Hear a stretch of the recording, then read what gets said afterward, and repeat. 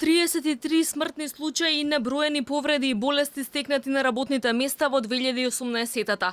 Од Сдруженијето за заштита и безбедност при работа велат дека во некои случаи газдите не обезбедуваат солидни услови за работа, во други пак самите работници не ја користат потребната заштитна опрема. Велат дека ретко се пријавуваат случаите како смрт или повреда на работното место, па работниците и нивните семејства не можат да ги остварат своите права. Со смртни последици каде што полицаец загина на своето работно место. Јас се сомневам дека тој ќе биде пријавен како смрт на работно место.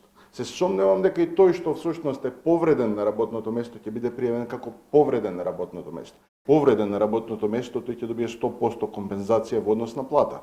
Доколку е боледување, тогаш ќе добие 75%. Државата нема официјални податоци за смртните и случаите на повреда на работните места, велат од Сдруженијето, и додаваат дека оваа пракса треба да почне од самиот врв, од председателот и премиерот. Сметаат дека не можат ниту да се избројат починатите и болните како последица од долга изложеност на стрес и мобинг на работа.